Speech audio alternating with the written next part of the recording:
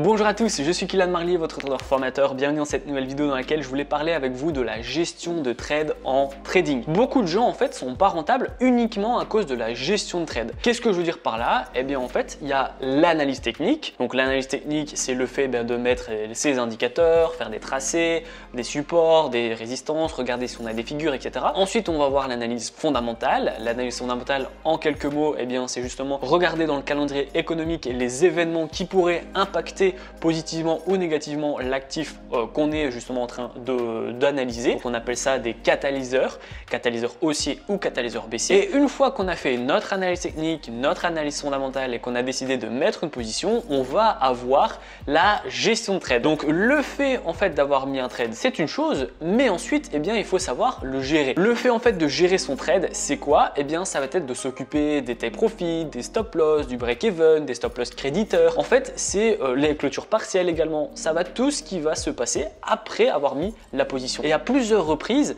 des élèves en coaching ou en accompagnement sont venus vers moi en me disant ben voilà, j'ai mis cette position, j'ai touché mon stop loss, etc. Je comprends pas. Alors que pour le coup, si j'avais mis la même position avec le même take profit, le même stop loss, mais avec une gestion de trade différente, eh bien moi j'aurais touché le take profit, alors que elle a touché son stop loss créditeur ou break even, etc. Enfin, elle est sortie beaucoup trop tôt et elle n'a pas laissé respirer les prix jusqu'à son take profit. C'est une erreur très fréquente que vous peut-être faites derrière votre écran, c'est en fait bien mettre un break-even trop fréquemment et trop rapidement, ou alors un stop loss créditeur trop proche des prix, et en fait on laisse jamais bien les prix aller toucher son take profit, on sort à chaque fois avant. Et ça c'est de la gestion de trade, parce que là où par exemple comme je vous dis avec les mêmes données j'aurais laissé courir les prix, eh bien vous aurez peut-être mis un stop loss créditeur très rapidement et très proche des prix, et du coup en fait hop, vous faites sortir de votre position. Le problème c'est que du coup vous allez gagner 1 euro, 2 euros, enfin ou 10 euros, 20 euros en fonction de vos lots, et une fois justement que vous gagnez correctement, donc 10, 20 euros comme ça, ou 1 ou 2 euros en fonction de vos lots, vous allez couper votre position parce que vous êtes content. Sauf que quand vous allez toucher votre stop loss, ça va annuler tous vos gains précédents. Alors que du coup, si vous laissez jusqu'à votre take profit et que vous avez mis un ratio de 1, 2, 1, 3, 1, 4, etc., vous pouvez déjà faire quand même quelques stop loss avant de ravaler votre perte, tout simplement. C'est ça aussi l'importance des ratios et surtout l'importance de la gestion de trade.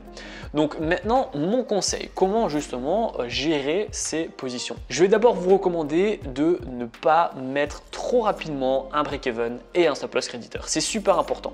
Il faut à chaque fois vous dire que le trading, c'est des impulsions, des corrections, des impulsions, des corrections. Dès lors que les prix font une impulsion, si vous mettez un stop loss créditeur ou un break-even, vous devez également penser à la correction d'après. Donc si, lorsque vous sécurisez votre position, vous ne prenez pas en compte la correction à venir, eh bien vous allez sortir sur cette correction.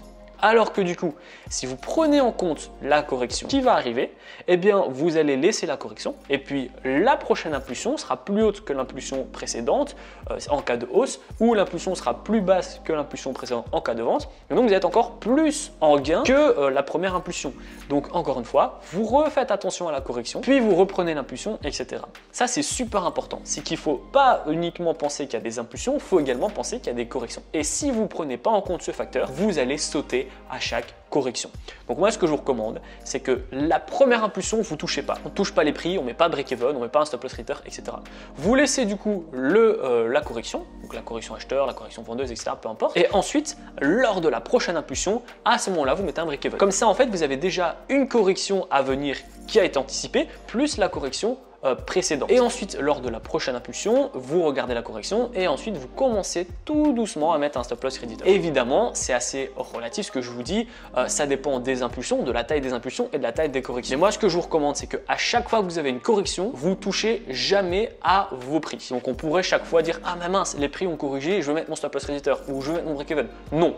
Dès que les prix ne vont pas dans votre sens, vous ne changez pas le stop loss, vous ne le touchez pas. Si vous êtes en break-even, vous laissez un break-even. Si vous êtes en stop loss normal, vous laissez votre stop loss normal. Et si vous étiez déjà en stop loss créditeur, vous laissez votre stop loss créditeur. Par contre, à chaque impulsion, si on a une grosse impulsion qui fait un plus haut, donc qui va chercher plus haut que la précédente impulsion, à ce moment-là, vous pouvez bouger tout doucement votre stop loss. Si par contre l'impulsion n'est pas aussi puissante que l'impulsion précédente, à ce moment-là, vous touchez à rien non plus. C'est super important. En plus, quelque chose qui rentre dans la gestion de trade et que vous êtes très peu à faire, n'oubliez pas que lorsque vous mettez un stop loss, vous pouvez très bien remonter votre stop loss ou le rabaisser, encore une fois en fonction de votre position, sans pour autant le mettre à break-even. Je m'explique. Admettons que vous êtes sur un ratio à 1,1 et que vous êtes à l'achat et qu'on a une grosse impulsion, eh bien vous pouvez très bien prendre votre stop loss et le mettre un petit peu plus haut en restant en stop loss perdant, mais au lieu d'avoir perdu 1%, eh bien vous le montez pour que vous perdez 0,5%. Vous perdez 0,5, vous l'avez quand même du coup monté,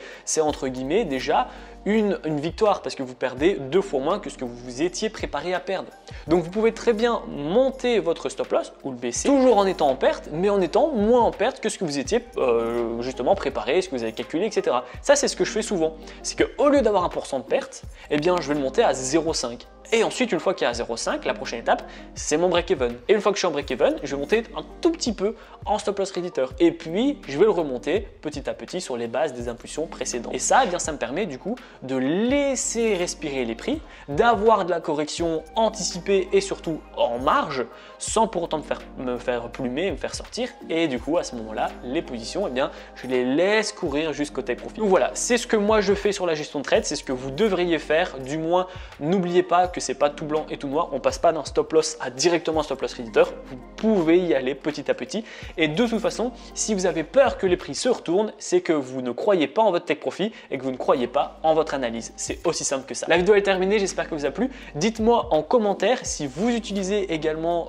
ce côté stop loss un peu plus proche mais toujours en perte, break-even, stop loss réducteur un petit peu, puis un plus gros stop loss réducteur, etc. Voilà, dites-moi tout simplement comment vous faites pour gérer vos trades, je serais ravi d'avoir votre retour dans l'espace commentaire. Et puis si vous avez encore des difficultés avec le stop loss, le take profit, la gestion de trade en règle générale, pas de panique, vous allez retrouver dans la description, c'est le tout premier lien, ma formation offerte afin de faire vos premiers pas et vos premiers gains dans le monde du trading. Dans la première vidéo, on va voir ensemble comment créer un compte sur une plateforme ergonomique. Ensuite, on va voir des stratégies de trading pour les débutants.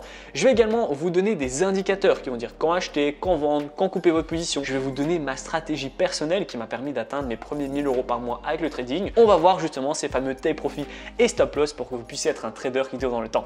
La vidéo est terminée, j'espère qu'elle vous a plu. Si c'est le cas, n'hésitez pas à la liker, à la partager et surtout abonnez-vous. Moi je vous dis à très bientôt pour les prochaines vidéos.